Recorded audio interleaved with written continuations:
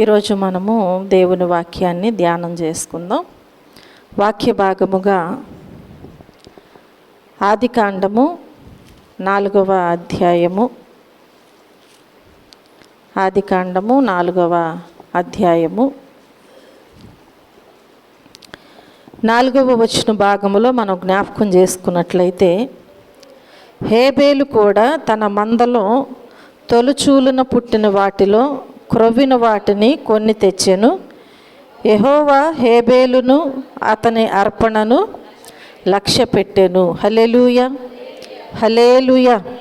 ఇక్కడ దేవుని వాక్యములో మనం జ్ఞాపకం చేసుకున్నట్లయితే కొన్ని విషయాలు మన ప్రభువు ఏ విషయంలో లక్ష్య పెట్టే దేవుడు, ఏ విషయంలో మన దేవుడు లక్ష్య పెట్టుచున్నారు అనేది కొన్ని విషయాలు వాక్య భాగములో నుంచి మీకు చూపించాలని ఆశపడుచున్నాను. చూడండి ప్రియమైన దేవుని బిడ్డలారా, మొదటగా మనం జ్ఞాపకం చేసుకున్నట్లయితే ఈ ఆదికాండములో 4వ అధ్యాయము 4వ వచన భాగములో ఇక్కడ మనకు ఒక వ్యక్తి కనిపిస్తూ ఉంటున్నాడు. ఆ వ్యక్తి పేరు ఏంటి అంటే హేబేలు. చూడండి, మనం జ్ఞాపకం చేసుకున్నట్లయితే హేబేలు కయీను ఇద్దరు కూడా దేవునికి అర్పణలు అర్పించి ఉన్నారు. దేవునికి అర్పణలను అర్పించి ఉన్నారు. ఆ అర్పించినప్పుడు ఎవరి అర్పణను మన ప్రభువు లక్ష్య పెట్టి ఉన్నారు అంటే హేబేలు యొక్క అర్పణను లక్ష్య పెట్టిన దేవుడు అన్నమాట. హల్లెలూయా.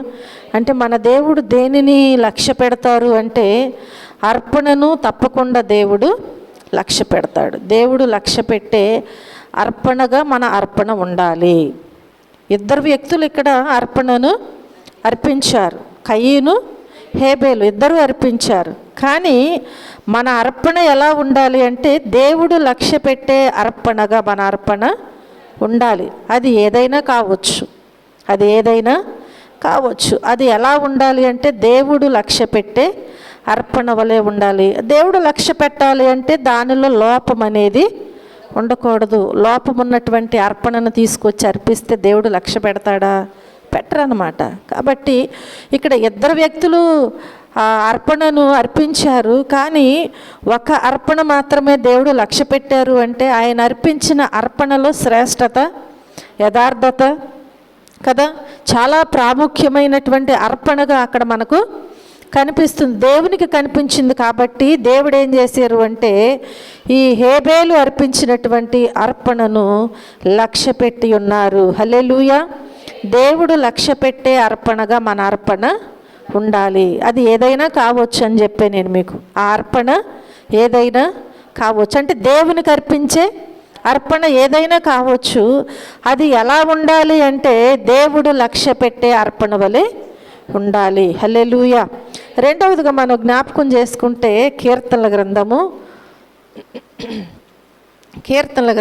51వ అధ్యాయము 17వ వచనములో మనం చూస్తే, విరిగిన మనసే దేవునికి ఇష్టమైన బలులు, దేవా విరిగి నలిగిన హృదయమును నీవు అలక్ష్యము చేయవు.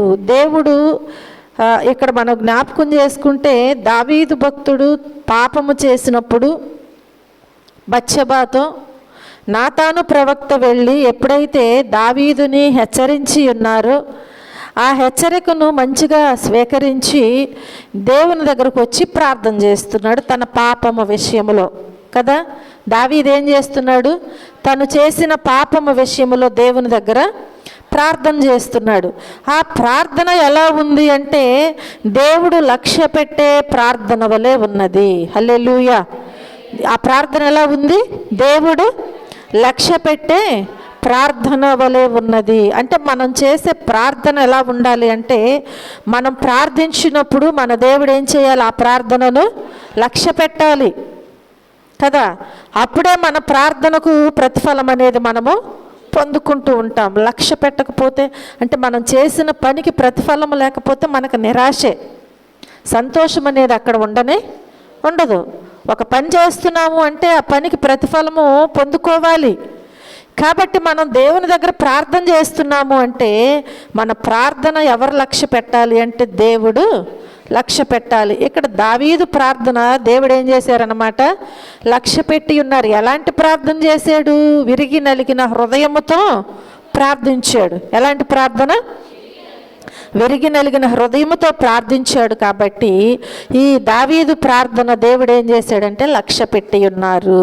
ఎందుకని అంటే పాపము విషయంలో పశ్చాత్తాపముతో దేవుని దగ్గర ప్రార్థన చేశారు. అక్కడ ఏమాత్రము కూడా నేను రాజును కదా అని చెప్పి గర్వించలేదు కదా. మనం కూడా నేను రక్షణ పొందాను, బాప్తీసం తీసుకున్నాను, ప్రభు శరీరాన్ని రక్తాన్ని తిని త్రాగుచున్నాను, ఏదో చిన్న చిన్న పొరపాట్లే కదా అని ఒకవేళ మనం నిర్లక్ష్యం చేస్తే ఆ పాపం ఏమవుతుందండి? పాపం పరిపక్వమై కదా, పాపం ఏం చేస్తుందంట, గర్భాన్ని ధరిస్తుందంట, తిరిగి మరలాది మరణాన్ని కంటుందంట. కనుక పాపం విషయంలో నిర్లక్ష్యం చేయకూడదు. మనం ఎప్పుడైతే పాపం విషయంలో నిర్లక్ష్యం చేస్తామో దేవుని దగ్గర ఎంతగా ప్రార్థించినా మన ప్రార్థన విషయంలో మన దేవుడు కూడా ఏం చేస్తారు, నిర్లక్ష్యం చేస్తారు. కాబట్టి విరిగి నలిగిన హృదయముతో మనం ఎప్పుడైతే ప్రార్థన చేస్తామో ఆ ప్రార్థన దేవుడు ఏం చేస్తాడంట, లక్ష్య పెడతారు. హల్లెలూయా. కాబట్టి దేవుడు లక్ష్య పెట్టే ప్రార్థనగా మన ప్రార్థన ఉండాలి. మూడవదిగా మనం చూస్తే లోకాసు వార్త, మూడవదిగా మనం జ్ఞాపకం చేసుకున్నట్లయితే లోకాసు వార్త 18వ అధ్యాయము 5వ వచనము నుంచి 7వ వచనము వరకు చూస్తే, ఈ విధవరాలు నన్ను తొందర పెట్టుచున్నది గనుక ఆమె మాటి మాటికి వచ్చి గోజాడకుండునట్లు ఆమెకు న్యాయము తీర్తునని తనలో తాను అనుకొనెను. మరియు ప్రభు ఇట్లనెను, అన్యాయస్తుడైన ఆ న్యాయాధిపతి చెప్పిన మాట వినుడి. దేవుడు తాను ఏర్పరచుకొనిన వారు దివారాత్రులు తన్ను గూర్చి మొర్ర పెట్టుకొనుచుండగా వారికి న్యాయము తీర్చాడా? హల్లెలూయా. తీరుస్తాడా లేదా దేవుడు? తప్పకుండా తీరుస్తాడు. కానీ ఇక్కడ మనం జ్ఞాపకం చేసుకుంటే ఈ విధవరాలు ఎలా ఉందంటే దేవుడు లక్ష్య పెట్టే విధవరాలుగా ఉన్నది. హల్లెలూయా. ఈ విధవరాలు ఎలా ఉంది? ఇక్కడ ఒక స్టోరీ కనిపిస్తుంది మనకి. ఈ స్టోరీ ఏంటంటే యేసుప్రభు వారు సెలవిస్తున్నారు, వారు విసుకక నిత్యము ప్రార్థన చేయచుండవలెననుటకు ఆయన వారితో ఈ ఉపమానము చెప్పారంట. ప్రభు ఏం చేశారు, ఒక పని విషయంలో ప్రార్థించేటప్పుడు దేవుని దగ్గరంట మనం విసుగుదల చెందకూడదంట. అది ఏదైనా కావచ్చు, ఆరోగ్యమే అవ్వచ్చు, అవసరతలు అవ్వచ్చు, ఆర్థిక పరిస్థితులు అవ్వచ్చు కదా, ఇంకా ఏదైనా కావచ్చు. ఏ విషయంలో అయితే నువ్వు ప్రార్థన చేస్తున్నావో నీకు విసుగుదల అనేది ఉండకూడదు. ఎప్పటి వరకు? దేవుడు నీ ప్రార్థన ఆలకించి నీకు సహాయము చేసేంత వరకు కూడా నీకు విసుగుదల అనేది ఉండటానికి వీల్లేదు. కాబట్టి ఇక్కడ ప్రభు అక్కడ ఉన్నటువంటి వారితో ఈ ఉపమానం సెలవిస్తూ ఉంటున్నారంట. ఏమని సెలవిస్తున్నారు అంటే, దేవునికి భయపడకుండా మనుషులను లక్ష్య పెట్టకుండా ఉండేటువంటి ఒక న్యాయాధిపతి పట్టణంలో ఉన్నాడంట. అతను ఏం చేయడంట, దేవునికి భయపడడు, మనుషులను లక్ష్య పెట్టడు. కానీ అతను ఏంటంటే న్యాయాధిపతి. ఆ పట్టణములో ఒక న్యాయాధిపతి అంటే ఆయనలో న్యాయం ఉందని కాదు ఈ పేరు, ఆయనకున్నటువంటి పదవి అలాంటిది. చూడండి ప్రియమైన దేవుని బిడ్డలారా, ఈ విధవరాలంట ఏం చేస్తుందంటే ఆయన దగ్గరికి వెళుచూ ఉన్నదంట. దేనికోసం? న్యాయం తీర్చమని. ప్రతివాదికి తనకును ఆ న్యాయాధిపతి దగ్గరకు వెళ్ళి నాకు నీవు న్యాయం చేయాలయ్యా అని చెప్పి ఆమె ఏం చేస్తుందంటే మాటి మాటికి వెళ్ళి బ్రతిమాలుకుంటూ ఉంటుందంట. అక్కడికి వెళ్ళి న్యాయం తీర్చమని అడుగుచూ వస్తుందంట. కొంతకాలము వరకు ఒప్పుకోలేదంట. కొంతకాలము అంటే అది ఎంతకాలమో అర్థమవుతుందా? వారమో, నెలో, సంవత్సరమో, ఎంతో తెలియదు మనకి. కొంతకాలం అంట ఆ విధవరాలు విసుగు చెందకుండా ఏం చేస్తుందంట, న్యాయము కోసము ఆ న్యాయాధిపతి దగ్గరకు మాటి మాటికి తిరుగుచూనే ఉన్నదంట. తరువాత అతను ఎలాంటి వాడు? దేవునికి భయపడేవాడు కాదు, మనుషులను లక్ష్య పెట్టేవాడు కాదు. నేను అలాంటి వాడినైనా కానీ విధవరాలు ఏం చేస్తుంది, నన్ను తొందర పెట్టుచున్నది కాబట్టి ఇప్పుడు నేనేం చేయాలనుకుంటున్నాడు, మాటి మాటికి వచ్చి నన్ను గోజాడుకుంటుంది, తొందర పెట్టుచున్నది, నా చుట్టూ తిరుగుతూనే ఉంది. ఇంతకాలం నుంచి నేను ఇలాంటి వాడినని తెలిసినప్పటికీ కూడా ఇప్పుడు ఏం చేయాలనుకుంటున్నాడు? ఏమైనా సరే ఆమెకు న్యాయము తీర్చాలి. అప్పుడు అనుకున్నాడంట తనలో తాను. కొంతకాలమైన తరువాత, అంటే ఒక పని మీద మనం వెళ్ళేటప్పుడు వీడు కాకపోతే ఇంకొకటి చేస్తాడని అనుకుంటాం మనం, అవునా? డబ్బులు బారేస్తే వీడు చేసేదంటే ఎవరైనా చేస్తారు అని చెప్పి మనం అనుకుంటాం. కానీ అది ఈ లోకంలో ఉన్న అవసరత విషయాలలో ఒకవేళ డబ్బులు ఇస్తే చేసేవారు ఉంటారేమో, కానీ మన దేవుడు డబ్బులతో కొనే దేవుడు కానే కాదు. హల్లెలూయా. ఆయనకి ఎలా ఉండాలి అంటే, మనము ఆయన దగ్గరకు వెళ్ళేటప్పుడంట విసుగు చెందకుండా నిత్యము కూడా ఆయన దగ్గర అడగాలంట. హల్లెలూయా. ఈ విధవరాలు కూడా దేవుడు లక్ష్య పెట్టే విధవరాలుగా ఉన్నది. దేవుడు ఎందుకు లక్ష్య పెట్టారు అంటే, మాటి మాటికి కొంతకాలం వరకు న్యాయము చేయకపోయినా, అసలు పట్టించుకోకపోయినా, ఎప్పటికప్పటికే ఆఫీస్కి ఆయన వచ్చేటప్పటికి ఆ సమయానికంటే ముందుగానే వెళ్ళిపోతుంది. ఆయన వచ్చి దిగంగానే ఆయనకి ఎదురు పడుతుంది, కనబడుతుంది. లెక్క చేయకుండా లోపలికి వెళుతున్నాడు. అక్కడే కూర్చుని పడుగాపులు పడుతుందేమో పాపం, తిండి లేకుండా. మళ్ళీ సాయంత్రం బయటకు వచ్చినప్పుడు చూడొచ్చు, మధ్యాహ్నం వచ్చినప్పుడు చూడొచ్చు, కానీ ఆమెకి ఏమాత్రము సహాయం అనేది చేయటం లేదు. అయినప్పటికీ ఆమె విసుగు చెందకుండా ఏం చేస్తుంది? కనపడుతూనే ఉంటుంది. ఇతను అన్యాయస్తుడు కదా, ఏంటి ఇతని చుట్టూ తిరిగేదని అనుకోవాలా, కనపడుతూనే ఉంటుంది. దేవుడు అంటారు కదా, ఇక్కడ మనం జ్ఞాపకం చేసుకుంటే ఏమని ప్రభు సెలవిస్తున్నారంటే, అన్యాయస్తుడైన ఆ న్యాయాధిపతి చెప్పిన మాట వినుడి. దేవుడు తాను ఏర్పరచుకొనిన వారు దివారాత్రులు తన్ను గూర్చి మొరపెట్టుకొని చుండగా వారికి న్యాయము తీర్చాడా? తప్పకుండా తీరుస్తాడు. దివారాత్రము కూడా దేవుని దగ్గర మనము మొర్రపెట్టినట్లయితే తప్పకుండా దేవుడు ఏం చేస్తారు? మనకి న్యాయము తీరుస్తారు. మనం ఏం చేస్తామంటే, దేవుడు న్యాయం చేసేదాకా మనం ఆగం కదా. కొన్ని సంవత్సరాలు పట్టవచ్చు ఆ పని విషయంలో న్యాయం జరగాలంటే, అవునా? మనుషులుగా మనం ఏం చేస్తామంటే తొందరపడిపోతూ ఉంటాం. ఇదేంటి ఎంతకాలమైన మనకు న్యాయం జరగటం లేదు, ఇంకెంతకాలం తిరగాలి కదా, ఎంతకాలం తిరగాలి, వారు న్యాయం చేసేటట్టుగా లేరు అని మనం వదిలేసుకుంటాం. కానీ మన దేవుడు మనల్ని విడిచిపెట్టే దేవుడు కాదు. హల్లెలూయా. చూడండి, ఇంకెంతకాలము నేను ఈ విషయంలో ప్రార్థన చేసినా దేవుడు నాకు సహాయం చేయట్లేదు కదా, ఇంకెందుకు అని చెప్పి దాన్ని విడిచిపెట్టేస్తూ ఉంటాం మనం ఆ అంశాన్ని. కానీ దేవుడు అంటున్నారు కదా, దివారాత్రులనంట తన్ను గూర్చి మొర్రపెట్టిన వారికి ఆయన తప్పకుండా న్యాయము తీరుస్తాడంట. ప్రార్థన చేయి. నువ్వు నీ బాధ ఏదో, నీకు ఏ సహాయము కావాలో, నువ్వు ఏ స్థితిలో ఉన్నావో దాన్ని బట్టి దేవుని దగ్గర నువ్వు ఎల్లప్పుడూ కూడా ప్రార్థన చెయ్యి. తప్పకుండా ఒకానొక సమయంలో నీకు దేవుడు ఏం చేస్తాడు? న్యాయం చేస్తాడు. ఆ విధవరాలికి అన్యాయస్తుడైనటువంటి ఆ న్యాయాధిపతే చేశాడు కదా, ఒక మనిషి అయ్యుండి కదా. మన కోసం ప్రాణం పెట్టినటువంటి మన దేవుడు మనకు సహాయం చేయరా అంటే తప్పకుండా చేస్తారు. చూడండి, దేవుడు లక్ష్య పెట్టే విధవరాలుగా ఇక్కడ ఉంది. నీ జీవితంలో ఒకవేళ నువ్వు విధవరాలుగానే ఉండవచ్చు, కానీ నువ్వు ఎలా ఉండాలి అంటే దేవుడు లక్ష్య పెట్టే విధవరాలుగా ఉండాలి. అంటే నువ్వు మొర పెట్టేటప్పుడు నీ మొర దేవుడు ఆలకించాలి. నువ్వు విసుగుదల చెందకుండా దేవుణ్ణి అడుగు. ఆయన సృష్టించిన దేవుడు కదా. ఈ లోకంలో ఎవరైనా కొంతకాలమే ఉంటారు, ఒకరిని విడిచి ఒకరు వెళ్ళిపోవలసిందే ఎప్పటికైనా సరే. కానీ మనం మనుషులు కాబట్టి జీర్ణించుకోలేం. ఆ విషయంలోనే బాధపడకుండా నన్ను సృష్టించిన దేవుడు కదయ్యా, నాకు సహాయం చేసిన దేవుడు నీవే కదా, ఇప్పుడు పరిస్థితి నాది ఎలా ఉంది కాబట్టి నా విషయంలో నీవు న్యాయం చేయి. నీకు ఏ ఆపద ఉందో ఆ విషయంలో ప్రార్థన చేయి. భర్త ఉన్నప్పుడు కూడా చేయలేనటువంటి సహాయము ఎవరు చేస్తారు? దేవుడు చేస్తారు. హల్లెలూయా. ఎందుకని? నీవు నిజముగా దేవునికి మొర్రపెట్టుచున్నావు కాబట్టి దేవుడు తప్పకుండా ఏం చేస్తాడు? నిన్ను లక్ష్య పెడతారు. తప్పకుండా దేవుడు నిన్ను లక్ష్య పెడతారు. చూడండి, నిర్గమాకాండములో మనం జ్ఞాపకం చేసుకున్నట్లయితే దేవుని వాక్యము తెలియచేయబడుచున్నది కదా. నిర్గమాకాండము 2వ అధ్యాయము,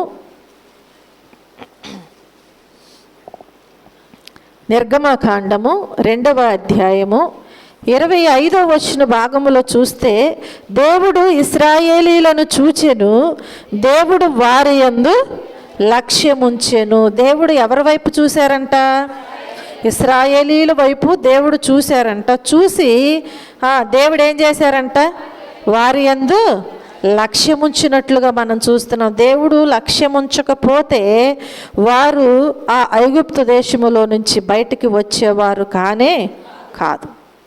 దేవుడు వారిని లక్ష్య పెట్టకపోతే ఆ ప్రయాణములో వారికి అంత కాపుదల అనేది ఉండేది కానే కాదు. పగల ఎండ దెబ్బలు తగులకుండా, రాత్రి వెన్నెల దెబ్బ తగులకుండా, ఇంకా వారు వేసుకున్న బట్టలు మాసిపోకుండా, వారి చెప్పులు అరిగిపోకుండా, వారు ఏ సమయంలో ఏ ఆహారము కోరుకుంటే ఆహారాన్ని పొందుకుంటూ వారు అలాంటి ప్రయాణాన్ని చేస్తున్నారు. అంటే దేవుడు ఏం చేశారంట? ఇశ్రాయేలు ప్రజలను లక్ష్య పెట్టారంట. హల్లెలూయా, హల్లెలూయా. దేవుడు లక్ష్య పెట్టారు కాబట్టి ఇశ్రాయేలీలను దేవుడు ఏం చేశారు? వారి యందు లక్ష్యం ఉంచి ఉన్నారు. అంటే దేవుడు లక్ష్య పెట్టే ప్రజలుగా మనం ఉండాలి. ఎలా ఉండాలి మనము? దేవుడు లక్ష్య పెట్టే ప్రజలుగా మనం ఉండాలి. అలా ఉండకుండా దేవుని సన్నిధికి వచ్చినప్పుడు దేవుని బిడ్డలుగా, దేవుని ప్రజలుగా, బయటికి వెళ్ళినప్పుడు లోకానుసారమైన ప్రజలుగా మనం జీవిస్తే దేవుడు మనల్ని లక్ష్య పెడతారా?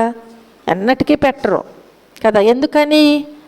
నులివెచ్చగా మనం ఉన్నాం కదా. ఎలా ఉన్నాము? నులివెచ్చగా ఉన్నాం కాబట్టి దేవుడు ఎన్నడూ కూడా మనల్ని లక్ష్య పెట్టరు. ఉదాహరణకి ఈ లోకములో మన పిల్లల విషయంలోనైనా, ఒకవేళ మన తల్లిదండ్రులు మన విషయంలోనైనా, ఎవరైతే తల్లిదండ్రుల మాట, ఒకవేళ 4 పిల్లలు ఉన్నప్పుడు వారిలో ఒకరే లక్ష్య పెడుతున్నారు అనుకో, తల్లిదండ్రులు ముదిమి యందు, ఇప్పుడు వారు ఎవరి యందు లక్ష్య పెడతారు? ఏ కుమారుడైతే, ఏ కుమార్తె అయితే వారిని ప్రేమిస్తుందో కదా, వారి మాట వింటున్నారో వారినే వారు లక్ష్య పెడతారు కదా. కాబట్టి మనం కన్న పిల్లలే కదా. మన ప్రేమంతా, మన లక్ష్యమంతా ఎవరి మీద ఉంటుంది అంటే ఎక్కువగా ఎవరైతే మన మాట విని జాగ్రత్తగా మనం దేవుని మార్గంలో నడుచుకుంటారో, లేదంటే ఒకవేళ మన మాట విని మనల్ని మంచిగా చూస్తూ ఉంటారో వారి మీదే లక్ష్య పెడుతూ ఉంటారు. చూడనటువంటి వారి మీద ప్రేమ చూపిస్తూ వారి దగ్గర ఎవరైనా ఉండగలుగుతారంటే ఎవరు ఉండటానికి ఇష్టపడరు. చూడండి ప్రియమైన దేవుని బిడ్డలారా, మరి మన దేవుడు మనల్ని ఈ భూమి మీద ఆయన పోలిక చేత సృష్టించారు. ఇంతమంది ప్రజల్ని ఆయన ఏం చేస్తున్నారు? పరిపాలన చేస్తూ కాపాడుచూ ఉంటున్నారు, అపవాది యొక్క బారిని పడకుండా. కనుక ఇప్పుడు మనం కూడా ఎలా ఉండాలి అంటే, మన దేవుడు లక్ష్య పెట్టే ప్రజలుగా మనం ఉండాలి, పిల్లలుగా మనము ఉండాలి. అలా ఉండకుండా దేవుని యందు భయభక్తులు లేకుండా, దేవుని మాట వినకుండా, ఆయన లక్ష్య పెట్టేవారముగా మనం లేకుండా ఉన్నప్పుడు దేవుని సహాయం మనం ఎలా పొందుకోగలుగుతాం? పొందుకోలేం కదా. భూమి మీద అందరికీ దేవుడు సమానంగానే గాలిని ఇస్తున్నాడు, వర్షాన్ని ఇస్తున్నాడు, ఎండనిస్తున్నాడు, అన్నీ ఇస్తున్నాడు. కానీ కొన్ని విషయాల్లో దేవుడు ఏం చేయట్లేదు, సమానంగా ఎవరి అర్హతకు తగ్గట్టుగా వారికి దేవుడు ఈవులను అనుగ్రహిస్తారు. అంతే కదా.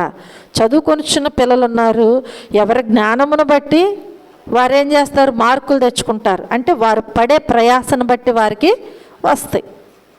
ఒకే క్లాసులో ఉంటున్నారు, ఒకే టీచరు టీచింగ్ చేస్తుంది, కానీ వారిలో తేడా ఎందుకు ఉంటుందంటే వీరు చదివే విధానములో, వినే విధానములో మార్పులు ఉంటాయి.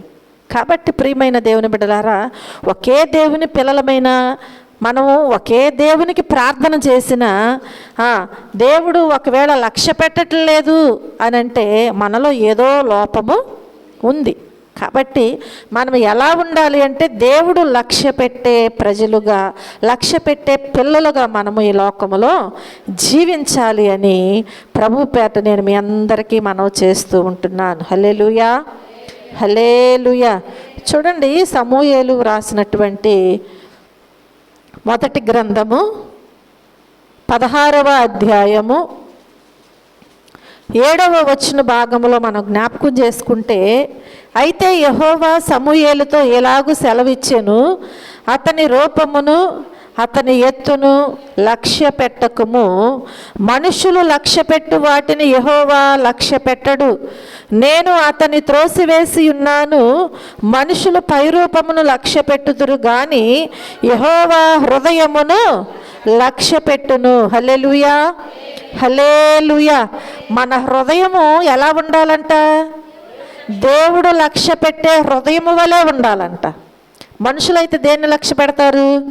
పై రూపాన్ని లక్ష్య పెడతారు. అంటే పై రూపం అంటే ఏంటి? వారికి ఉన్నటువంటి ఆస్తిని బట్టి, వారికి ఉన్న అధికారమును బట్టి, వారికి ఉన్న హోదాను బట్టి, అలాగే వారికి ఉన్న హంగు బలాన్ని బట్టి కూడా. అవునా? హంగు బలాన్ని బట్టి కూడా మనుషులు లక్ష్య పెట్టేవి పై రూపం అంటే ఇవే. వారికున్న చదువును బట్టి, ఉద్యోగాన్ని బట్టి, అందాన్ని బట్టి, ఇలాంటివి అన్నమాట పైరూపం అంటే. మనుషులు దేనిని లక్ష్య పెడతారంటే ఈ లోకంలో ఉన్న వాటి విషయంలోనే ఆ మనిషిని లక్ష్య పెడతారు. అంటే నాకంటే ఎక్కువగా పై స్టేజీలో ఉంది కాబట్టి ఇప్పుడు ఏం చేయాలి? ఎవరైనా కోరుకునేది ఏంటంటే దిగువలో ఉన్న వారితో స్నేహం చేయటానికి, దిగువలో ఉన్న వారితో మంచిగా ఉండటానికి, వారితో కలిసి జీవించటానికి ఎవరు ఇష్టపడరు, అంటే లక్ష్య పెట్టరు. వారికంటే ఎక్కువ స్థాయిలో ఉన్న వారిని మాత్రమే లక్ష్య పెట్టి వారితో మాట్లాడాలి, వారితో కలిసి ఉండాలి, వారితోనే సహవాసం చేయాలి కదా, వారితోనే ఇచ్చిపుచ్చుకోవాలి. ఇలాంటి విషయాలు మనుషులు ఏం చేస్తారంటే పైరూపాన్ని గూర్చి లక్ష్య పెడుతూ ఆలోచన చేస్తూ ఉంటారు. కానీ మన దేవుడంట ఇలాంటి వాటిని లక్ష్య పెట్టే దేవుడు కాదంట.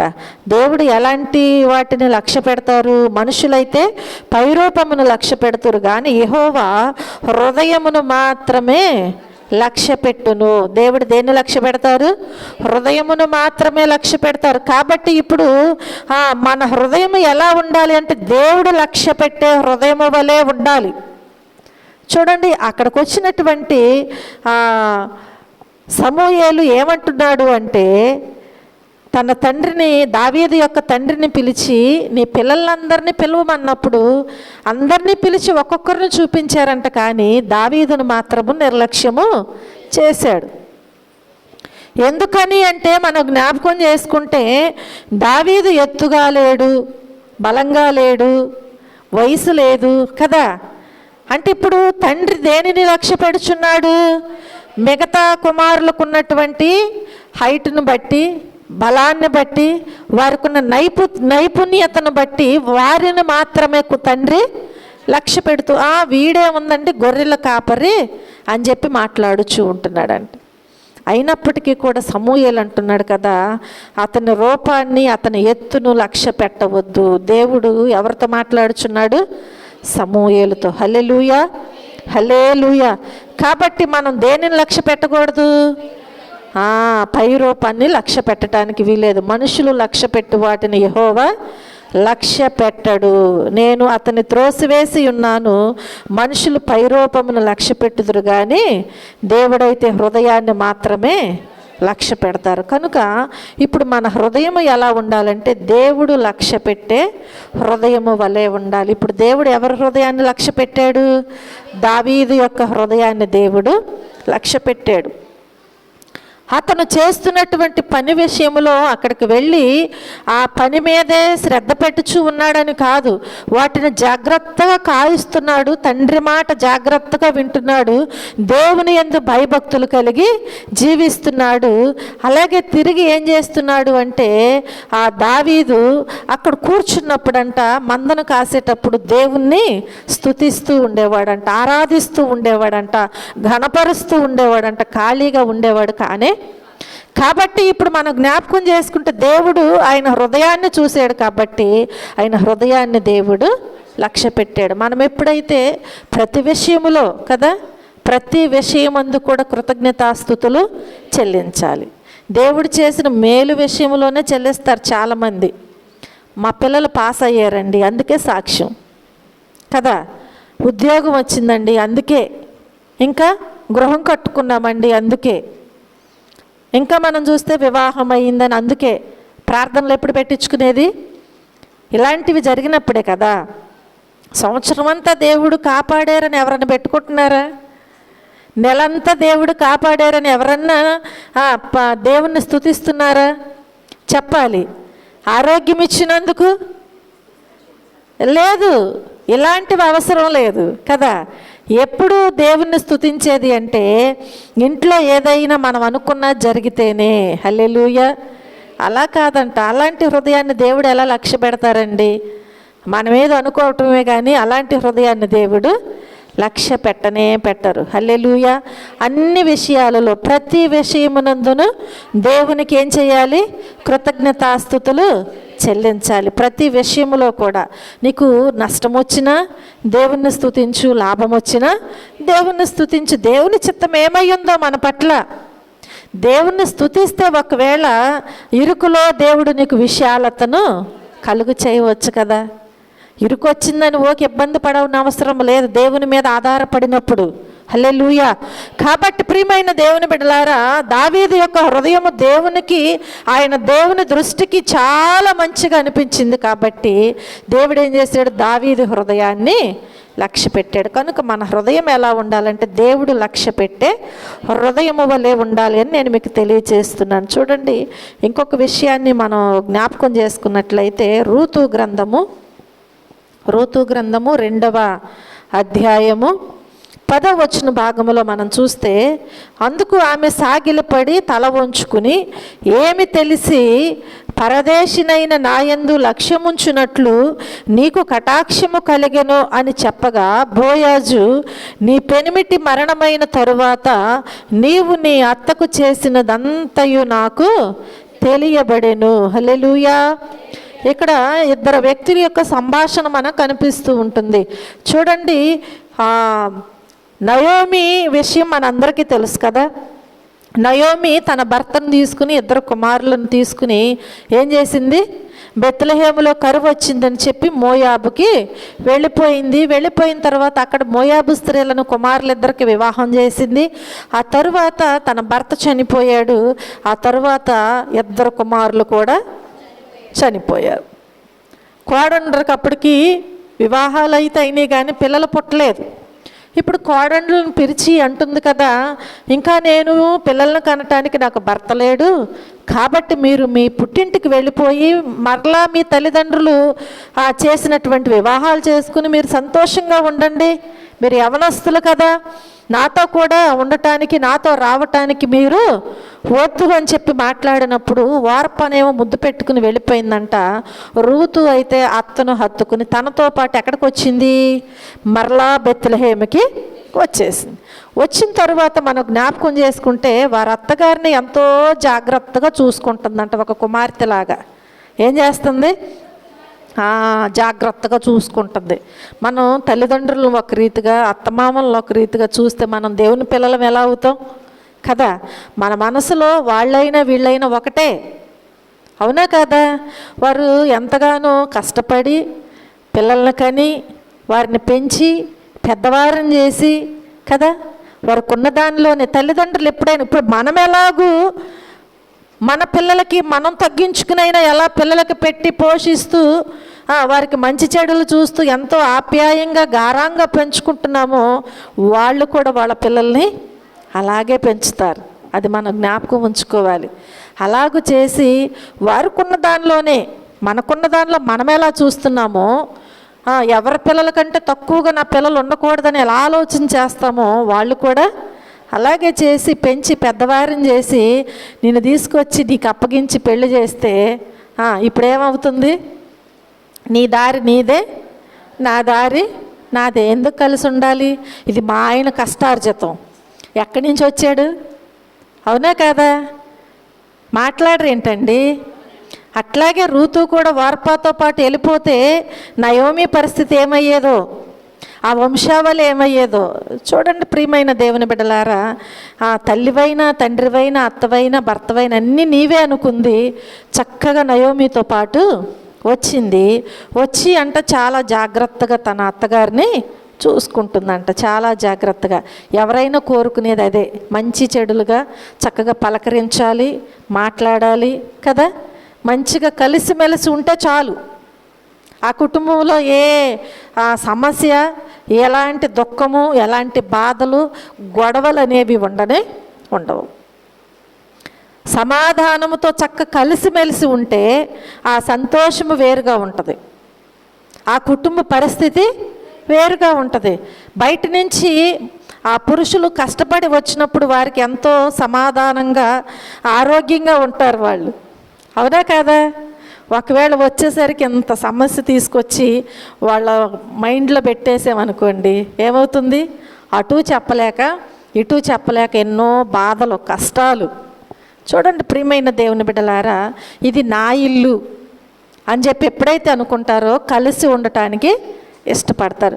నీది నాది అని అనుకుంటేనే ఇక్కడ సమస్య అనేది మొదలవుతూ ఉంటుంది. అలా వార్పు అనుకుని వెళ్ళిపోయింది, కానీ రూతు ఎంత మాత్రము కూడా అనుకోలేదు కాబట్టి వారి అత్తగారిని కూడా ఏం చేస్తుంది? ఎంతో ప్రేమతో చూస్తూ ఉంటుంది. అత్తగారు ఎవరి పొలానికైతే వెళ్ళి పరిగి వేరుకోమందో, ఎవరినైతే సంప్రదించమందో అక్కడికే వెళుతుంది. ఎవరి మాట వింటుంది ఈమె? వారి అత్తగారు ఏదైతే చేయమందో అది చేస్తుంది. చేసి ఆమె ప్రవర్తన, ఆమె తీరు ఇవన్నీ కూడా ఎవరు గమనిస్తున్నారంట? బోయాజు గమనిస్తూ ఉంటున్నాడంట. మనల్ని కూడా చాలామంది గమనిస్తారు. మనం అనుకుంటాం ఎవరికి తెలుసులే అని, అవునా? మన నడవడిక, మన ఆలోచనలు, మన పద్ధతులు, కుటుంబంలో ఉండి మనం తెచ్చేటువంటి సమస్యలు ఏవైనా కావచ్చు, ఆ కుటుంబాన్ని విడదీయటం కానీ ప్రతిదీ ఇంకేదైనా కావచ్చు, చాలామంది గమనిస్తూనే ఉంటారు. కొంతమంది ఏమో బయటపడి అడగొచ్చు, కొంతమంది ఏమో హృదయంలో ఉంచుకోవచ్చు. చూడండి, నా విషయం ఎవరికి తెలియదని మనం అనుకోవటానికి వీల్లేదు. కాబట్టి ఇక్కడ బోయాజు చాలా విషయాలలో గమనిస్తూ ఉన్నాడు. కాబట్టి ఇప్పుడు బోయాజు చక్కటి విషయాన్ని ఏం చేస్తున్నాడంటే రూతుతో మాట్లాడుచూ ఉంటున్నాడు.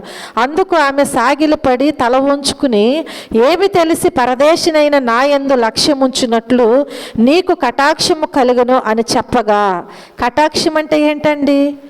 చెప్పాలి. కటాక్షం అంటే ఏంటి? బోయాజు రూతుతో అంటున్నాడు, నా కుమారి నా మాట వినుము, వేరొక పొలములో ఏరుకోవటానికి నీవు వెళ్ళవద్దు, దీనిని విడిచి ఎక్కడికి వెళ్ళవద్దు, ఇక్కడ నా పనికత్తెల యొద్ద నిలకడగా ఉండు, వారు కోయు చేను కనిపెట్టి వారిని వెంబడించు, నిన్ను ముట్టకూడదని యవనస్తులకు నేను ఆజ్ఞాపించి ఉన్నాను. నీకు దాహమైనప్పుడు కొండల యొద్దకు వెళ్ళి పనివారు చేదిన నీళ్లు నీవు త్రాగు అంటే ఆమెకు ఆ విషయంలో, ఆ పొలము విషయంలో కానీ ఆమె పరిస్థితుల విషయంలో కానీ ఇప్పుడు బోయాజు ఏం చేశాడంటే ఒక మేలు కోరాడు అనమాట. ఆమెకు అక్కడ ఒక ఫ్రీడమ్ ఇచ్చాడు. మనం ఆలోచన చేస్తే అంటే ఎవరి ద్వారాగా నీకు ఏ ఆపద అనేది రాకుండా చేయటానికి నేను చెప్పాను. హల్లెలూయా. ఎందుకు ఇదంతా చేశాడు అంటే ఇక్కడ మాట్లాడుచున్నాడు కదా. అప్పుడు ఆమె సాగిలపడి తల వంచుకునంట బోయాజుతో మాట్లాడుతుంది. ఏమి తెలిసి అంటే నేనెవరినో నీకు తెలియదు కదా, నేనెవరినో నీకు తెలియదు, పరదేశం నేను, అంటే ఈ దేశంలో ఉన్న దానిని నేను కాదు, ఎక్కడున్న దానిని కాను. కాబట్టి పరదేశినైన నా యందు లక్ష్యముంచటానికి నీకు కటాక్షము ఎలా కలిగింది అని చెప్పి అడిగినప్పుడు అంట బోయాజు అంటున్నాడు కదా, నీ పెనిమిటి మరణమైన తరువాత నీవు నీ అత్తకు చేసినదంతయు నాకు హల్లెలూయా హల్లెలూయా. నిజంగా మనము అలాంటి పరిస్థితుల్లో చాలామంది విషయాల్లో మనం చూస్తాం, ఎంత ప్రేమగా చూస్తారో. వాళ్ళు మంచంలో ఉన్నప్పుడు కూడా చాలామందిని చూస్తూ ఉంటాము, అసలు ఎంత బాగా పిల్లలకు చేసినట్టుగా చేసేవారు చాలామంది ఉన్నారు ఈ రోజుల్లో. హల్లెలూయా. చూడండి, మరి కొంతమంది అయితే పలకరించిన కూడా, కానీ వాళ్ళు సంపాదించిందంతా కావాలి, అవునా? ఇది చాలా విచారం. వాళ్ళు సంపాదన తీసుకుంటారు కానీ వారిని పలకరించడానికి కూడా ఇష్టపడరు. ఇక్కడ బోయాజు మంచి సాక్ష్యం ఇస్తున్నాడు. ఏమనంటే మీ అత్తకు చేసినదంతయు కూడా నాకు తెలియబడింది. హల్లెలూయా. ఎప్పుడు? తన భర్త మరణమైన తరువాత.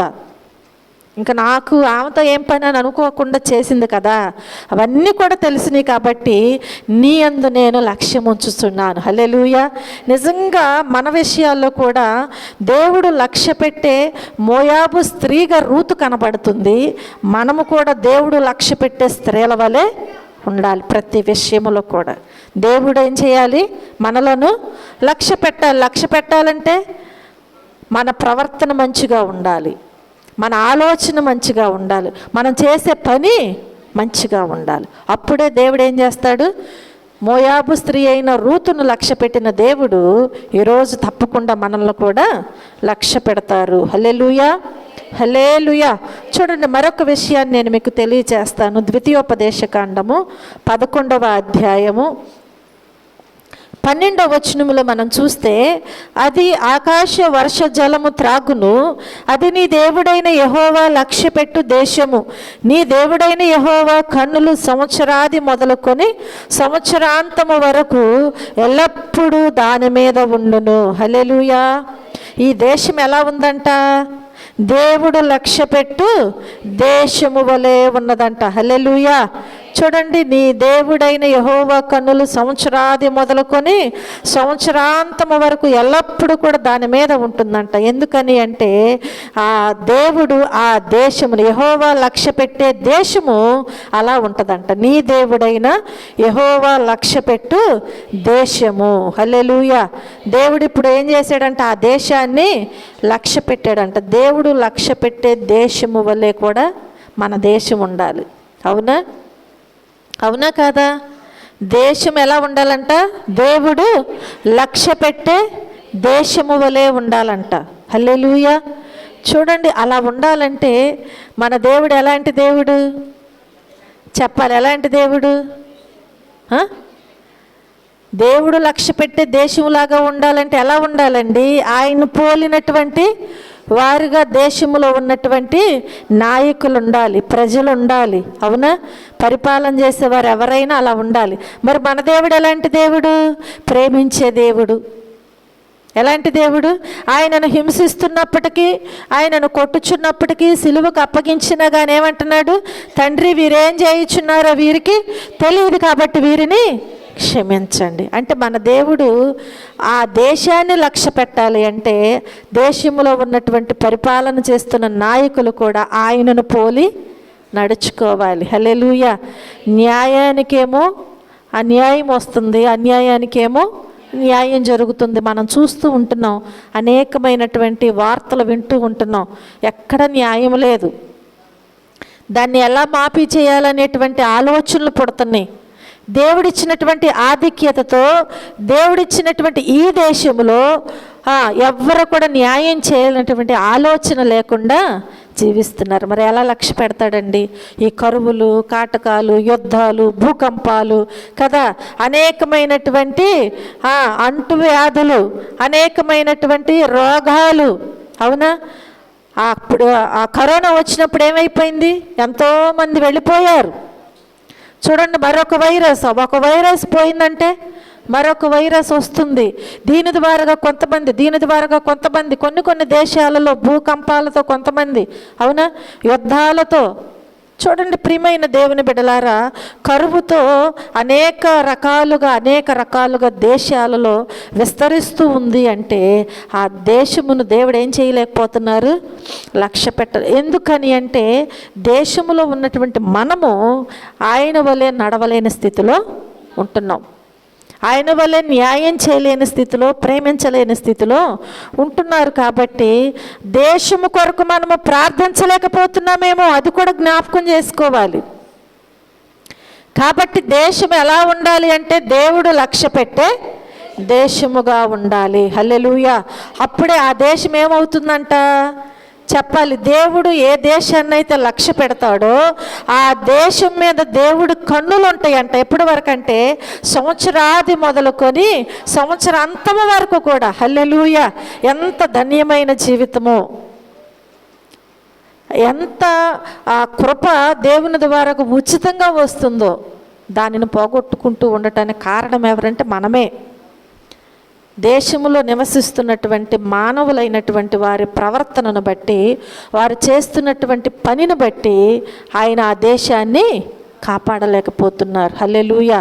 కనుక ప్రియమైన దేవుని బిడ్డలారా, మనమందరం కూడా ఏం చేయాలి? ఎల్లప్పుడూ కూడా ప్రార్థన చేయాలి. దేనికోసం? దేవుని కనుదృష్టి మన దేశం మీద ఉండులాగున మనం ఎల్లప్పుడూ కూడా ప్రార్థన చేయాలి. ఎన్నో వస్తున్నాయి. దేవుడు అయినప్పటికీ మనల్ని కాపాడుచు ఉన్నారంటే కేవలము ఆయన కృప మాత్రమే. ఆయన ప్రేమను బట్టి మాత్రం ఈరోజు మనం ఇలా ఉన్నాం. కనుక నా దేశమును నాయన మీరు కాపాడండి ప్రభు అని చెప్పి మనం ఏం చేయాలి? దేవుని సన్నిధిలో ఎల్లప్పుడూ కూడా మనము ప్రార్థించే వారముగా ఉండాలి. హల్లెలూయా. ఎన్ని విషయాలు చెప్పాను నేను? ఎన్ని విషయాలు? ఏమో ఎన్ని చెప్పారు, మాకేం తెలుసండి అన్నట్టుగా చూస్తున్నారు. ఎన్ని చెప్పాను? 7 విషయాలు చెప్పాను. చూడండి, దేవుడు లక్ష్య పెట్టే మన అర్పణ ఎలా ఉండాలంటే దేవుడు లక్ష్య పెట్టే అర్పణ వలె ఉండాలి. మన ప్రార్థన ఎలా ఉండాలంటే దేవుడు లక్ష్య పెట్టే ప్రార్థనలాగా ఉండాలి. అలాగే ఒక విధవరాలు ఎలా ఉందంటే దేవుడు లక్ష్య పెట్టే విధవరాలుగా జీవిస్తూ ఉంది. అలాగే మనము ఎలా ఉండాలంటే దేవుని పిల్లలైనటువంటి ఆయన ప్రజలైనటువంటి మనము దేవుడు లక్ష్య పెట్టే ప్రజలుగా మనం ఈ లోకములో జీవించాలి. అలాగే మన హృదయం ఎలా ఉండాలంటే దేవుడు లక్ష్య పెట్టే హృదయము వలె ఉండాలి. అలాగే మనము వ్యక్తిగతంగా ఎవరమైనా సరే దేవుని పిల్లలైనటువంటి మనము ఎలా ఉండాలంటే దేవుడు లక్ష్య పెట్టే మోయాబు స్త్రీని ఎలా దేవుడు లక్ష్య పెట్టాడో రూతుని, అలాగే మనం కూడా ఎలా ఉండాలంటే దేవుడు లక్ష్య పెట్టే స్త్రీల వలె ఉండాలి. స్త్రీలైనటువంటి మనం ఎలా ఉండాలి? దేవుడు లక్ష్య పెట్టే స్త్రీల వలె ఉండాలి. అలాగే మన దేశం ఎలా ఉండాలంటే దేవుడు లక్ష్య పెట్టే దేశము వలె ఉండాలి. హల్లెలూయా, హల్లెలూయా. మనము అలక్ష్యము చేయకూడనివి కూడా కొన్ని ఉంటాయి, అవునా? దేవుడు లక్ష్య పెట్టే రీతిగా ఈ రీతిలో మనం ఉండాలని మనం చూసాం. కానీ మనము అలక్ష్యము చేయనటువంటివి కూడా కొన్ని మనకి కనిపిస్తూ ఉంటాయి. చూడండి, దేవుని వాక్యములో మనం జ్ఞాపకం చేసుకుంటే మనము అలక్ష్యము చేయకూడనివి ఏంటి అని మనం చూస్తే, ఇవన్నీ దేవుడు మన విషయంలో జరిగించాలి, దేవుడు చేయాలి, లక్ష్య పెట్టాలి నన్ను అని మనం అనుకున్నప్పుడు మనం చేయకూడనివి అంటే అలక్ష్యము చేయకూడనివి కొన్ని ఉంటాయి. మొదటగా మనం ఏమి అలక్ష్యము చేయకూడదంటే దేవుని మందిరాన్ని మనము అలక్ష్యం చేయకూడదు. దేవుని మందిరాన్ని ఏం చేయకూడదు? అలక్ష్యము చేయకూడదు. చూడండి, దినవృత్తాంతముల 2వ గ్రంథములో 2వ దినవృత్తాంతముల గ్రంథము 29వ అధ్యాయములో మనం జ్ఞాపకం చేసుకున్నట్లయితే 6వ వచనములో చూస్తే, మన పితరులు ద్రోహులై మన దేవుడైన యెహోవా దృష్టికి చెడు నడతలు నడిచి ఆయనను విసర్జించి ఆయన నివాసమునకు పెడముఖము పెట్టుకొని దానిని అలక్ష్యము చేసిరి. హల్లెలూయా. ఇక్కడ దేవుని వాక్యం ఏమంటుంది? మన పితరులు ద్రోహులై మన దేవుడైన యెహోవా దృష్టికి చెడు నడతలు నడిచి ఆయనను విసర్జించారంట. మన పితరులు ఎలా ఉన్నారంట? ద్రోహులైపోయారంట. ఈ ద్రోహులైనటువంటి ఈ పితరులంట దేవుడైన యెహోవా దృష్టికి చెడు నడతలు నడిచారంట. ఏం చేశారు వీళ్ళు? ద్రోహులుగా ఉండి యెహోవా దృష్టికి చెడు నడతలు నడిచి ఆయనను విసర్జించారు. అంటే నువ్వు నాకు అవసరం లేదు. ఏంటది? నీవు నాకు అవసరం. విసర్జించటం అంటే అదే కదా. విసర్జించటం అంటే మనకు వద్దు అనుకున్న దానిని మనం ఏం చేస్తాం? విసర్జిస్తాం.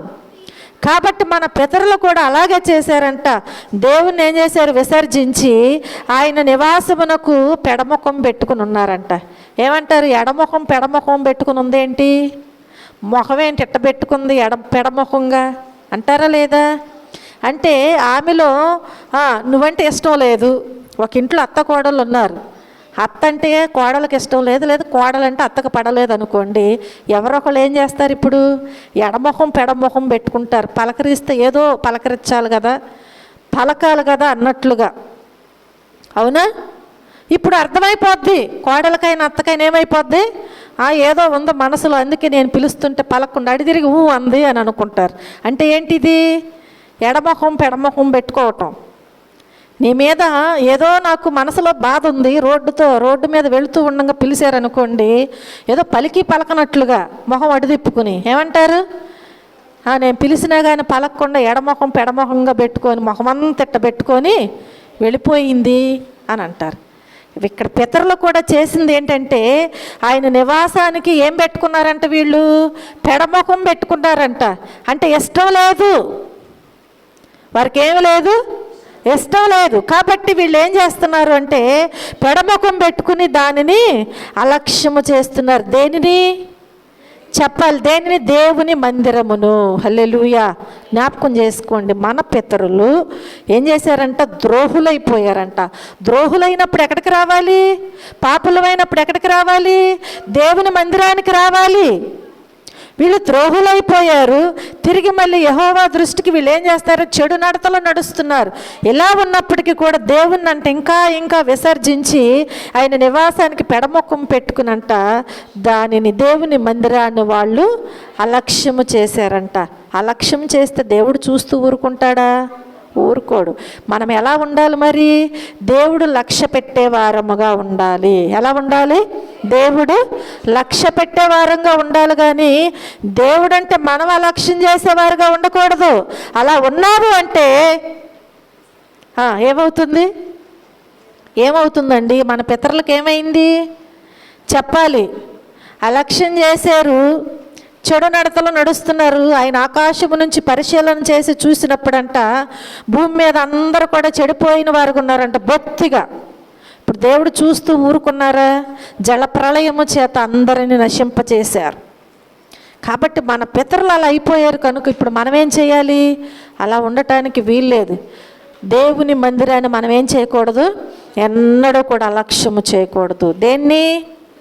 దేవుని మందిరాన్ని. అన్నం తినటం అలక్ష్యం చేయం, స్నానం చేయటం అలక్ష్యం చేయం, ఏదన్నా ఒకటి కొనుక్కోవాలంటే అలక్ష్యం చేయం, ఏదన్నా ఒక పని చేయాలంటే అలక్ష్యం చేయం.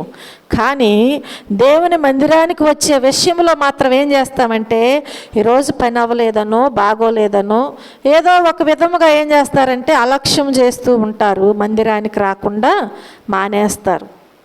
చూడండి ప్రియమైన దేవుని బిడ్డలారా, దేవుని మందిరము విషయంలో మనం ఏం చేయకూడదు? అలక్ష్యం అనేది చేయటానికి వీల్లేదు. రెండవదిగా చూస్తే దేవుని మాటను మనం అలక్ష్యం చేయకూడదు. ఏం చేయకూడదు? దేవుని మాటను మనము అలక్ష్యం చేయకూడదు. సంఖ్యాకాండములో 15వ అధ్యాయములో 31వ వచనములో మనం చూస్తే వాడు యెహోవా మాటను అలక్ష్యము చేసి ఆయన ఆజ్ఞను మీరినందున నిశ్చయముగా కొట్టివేయబడును, వాని దోష శిక్షకు వాడే కారకుడంట. ఎవరి దోష శిక్షకు వాళ్ళే కారకులు అవుతారు, అవునా? ఎవరు ద్రాక్ష పండ్లు తింటే వారి పండ్లు ఏమవుతాయి అంట? పులుస్తాయి అంట. అర్థమవుతుందా? ఎవరు పాపం చేస్తే వారే శిక్షకు పాత్రులు అవుతారు. అంతేకాని ఒకరు చేసిన పాపానికి నేను ఈ పాపం చేశాను అని చెప్పి వచ్చి చెవిలో చెప్పి దానికి ఇంత మూల్యం చెల్లించేస్తే ఆ పాపమే మాత్రం కూడా పోనే పోదు. కాబట్టి ఇప్పుడు మనం ఎవరి మాట వినాలి? దేవుని మాటను మనం వినాలి. దేవుని మాటను ఎన్నడూ కూడా మనం ఏం చేయకూడదు? అలక్ష్యము చేయటానికి వీల్లేదు. ఏం చేయకూడదు? మనము అలక్ష్యం అనేది చేయకూడదు. వాడు ఏం చేశాడంట?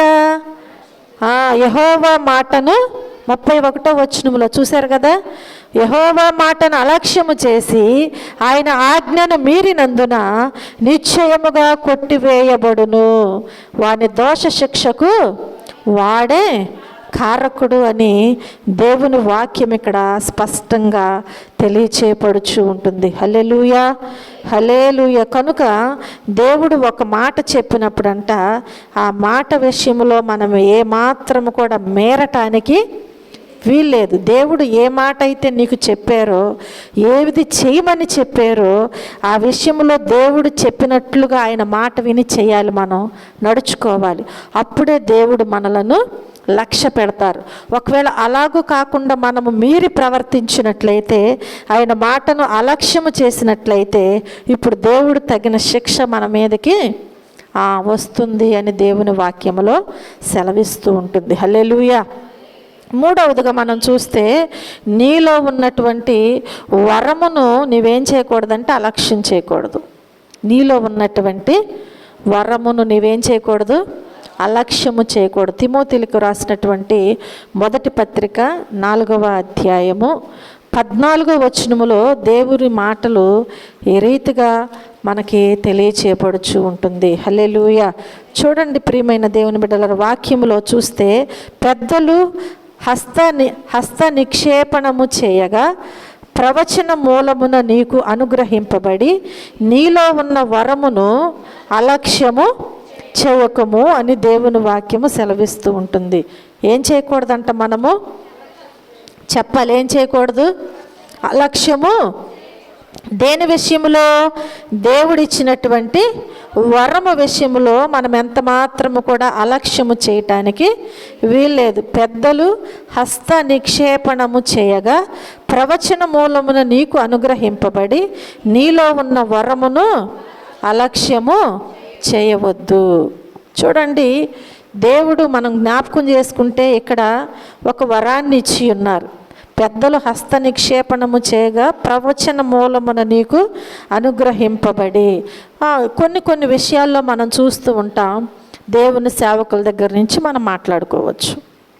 దేవుడు ఆయన సేవకు నిన్ను పిలిచినప్పుడు, దేవుడు నీకు ఆ ఆధిక్యత ఇచ్చినప్పుడు, దేవుని పనిలో మనం ఏం చేయకూడదు? దేవుడిచ్చినటువంటి వరము దానిని అలక్ష్యం చేయటానికి వీల్లేదు. నీకు పాడే అవకాశం ఇచ్చాడు దేవుడు, దానిని అలక్ష్యం చేయటానికి వీల్లేదు. అలాగే పరిచర్య చేసే విషయంలో దేవుడు నీకు ఒక వరం ఇచ్చాడు.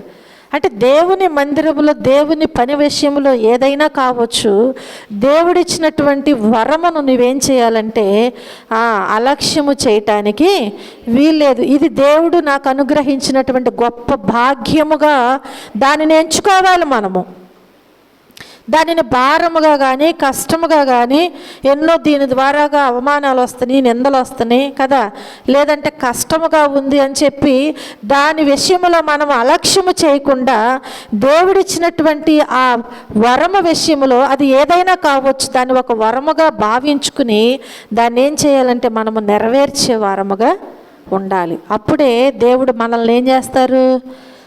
చెప్పాలి. ఏం చేస్తారు? లక్ష్య పెడతారు. నీవు దేవుని మందిరం విషయంలో అలక్ష్యం చేస్తూ, దేవుని మాట వినే విషయంలో అలక్ష్యం చేస్తూ, దేవుడిచ్చినటువంటి వరము ఆధిక్యత విషయంలో నీవు అలక్ష్యం చేస్తూ ఉంటే దేవుడు నిన్ను ఎలా లక్ష్య పెడతారు కదా? నిన్ను దేవుడు ఎంత మాత్రము కూడా లక్ష్య పెట్టరు.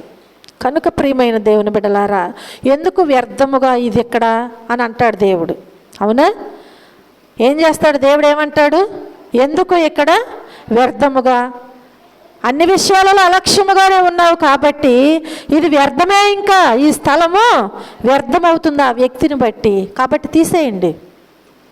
అక్కడ వరకు వెళ్లకుండా మనం ఏం చేయాలి? మన పితరుల వలె మనం ఉండకుండా ఏం చేయాలి? మనము అలక్ష్యము చేయకుండా దేవుని మందిరము విషయములో, దేవుని మాట విషయములో అది చాలా ప్రాముఖ్యమైనది. ఆయన మాట జాగ్రత్తగా వినాలి. అలాగే దేవుడిచ్చిన ఆధిక్యత వరము విషయములో ఈ 3 విషయాలలో మనం అలక్ష్యము చేయకుండా ఉంటే నీవు అర్పించే అర్పణ మంచిగా ఉంటుంది, నీవు చేసే ప్రార్థన మంచిగా ఉంటుంది, అలాగే విధవరాలు అయినప్పటికీ నీ జీవితము మంచిగా ఉంటుంది. అలాగే దేవుని బిడ్డగా దేవుడు నిన్ను లక్ష్య పెడతారు, నీ హృదయాన్ని లక్ష్య పెడతారు. దేవుని బిడ్డగా జీవిస్తున్నటువంటి నిన్ను గుర్తించి రూతును లక్ష్య పెట్టినట్లు దేవుడు నిన్ను లక్ష్య, నీవు జీవించే దేశమును కూడా దేవుడు లక్ష్య పెడతారు. హల్లెలూయా. అట్టి కృపా భాగ్యము ఈరోజు మనందరికీ దేవుడు దయచేయునుగాక. ఆమేన్.